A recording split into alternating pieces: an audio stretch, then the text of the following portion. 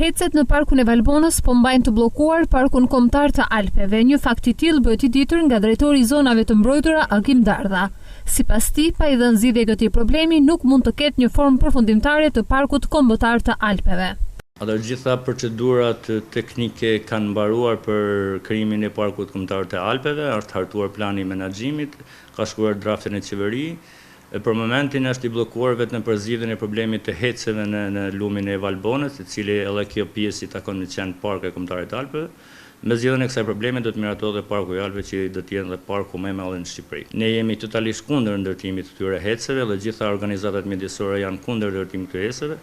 Presim një zgjidhje pozitive nga ana e qeverisë shqiptare. Ndërsa lidhur me ndërtimet në zonën e Thethit, drejtori Dardha thekson se prej një viti nuk ka absolutisht ndërtime të reja.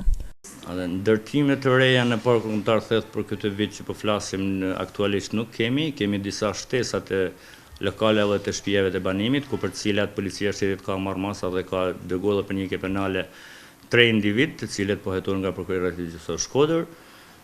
Ne po monitorojmë në mënyrë të vazhdueshme që ndërtimet në Theth të jenë brenda konturave ligjore dhe mos ndalen nga tradita. Krijimi i parkut kombëtar të Alpeve me një sipërfaqe prej 86.000 hektarësh do të jetë parku më i madh në rang vendi pasi shtrihet nga Vermoshi në Valbon dhe është me një rëndësi të veçantë pasi do të shërbejë si bazë për krijimin e zonës së parë të mbrojtur ndërkufitare me Malin e Zi dhe Kosovën.